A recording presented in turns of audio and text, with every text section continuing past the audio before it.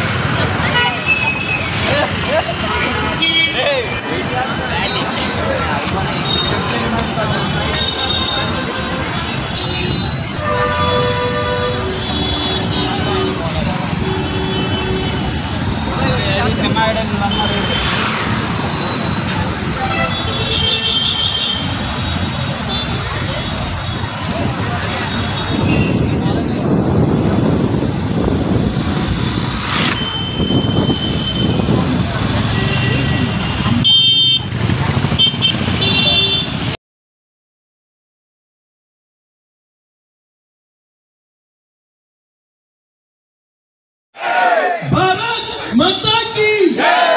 वंदे वंदे 25 సంవత్సరాల క్రితం ఇదే నినాదం సియాసిన్ సరిహద్దుల్లో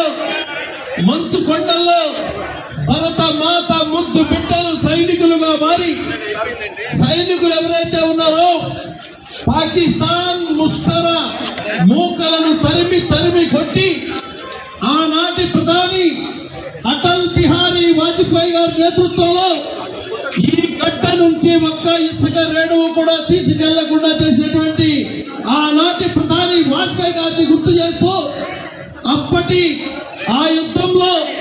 దాదాపు 564 మంది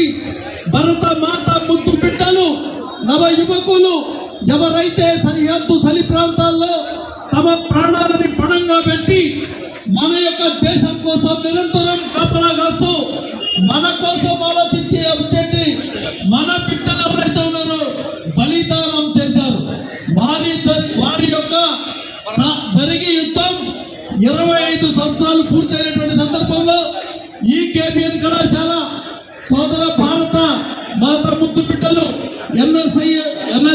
స్టూడెంట్స్ ఎవరైతే ఉన్నారో ఎన్సీసీ స్టూడెంట్స్ ఎవరైతే ఉన్నారో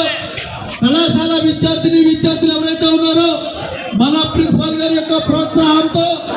ఈ జిల్లా బీజేపీ అధ్యక్షులు అటూరు శ్రీరామ్ గారు, రాష్ట్ర యువమోర్చా అధ్యక్షులు మిట్టా వంశీ గారు, అదేవిధంగా ఈ కార్యక్రమానికి ఇన్ఛార్జ్ అయినటువంటి గోహన్ సైడ్ గారు, అనేక మంది నాయకులు మన యొక్క ప్రాంత నాయకులందరూ కూడా ఈ రోజున మహిళా తల్లులు కూడా కలిసి ఈ రోజున మనమందరం కార్గిల్ దివస్ జరుపుకుంటా ఉన్నాం. ఈ దివస్ మన దేశం యొక్క గొప్పతనం కోసం, ఈ దివస్ ప్రపంచ దేశాల్లో భారతదేశం జోలికి వస్తే కబడ్దార్ అని చెప్పేటువంటి రోజు కోసం ఈ దివస్ ఆనాడు అటల్ బిహారీ వాజ్పేయి గారి నేతృత్వంలో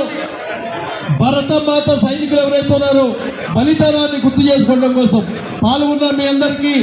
మరోసారి మనస్ఫూర్తిగా ధన్యవాదాలు తెలియజేస్తూ భారత్ మాతా కీ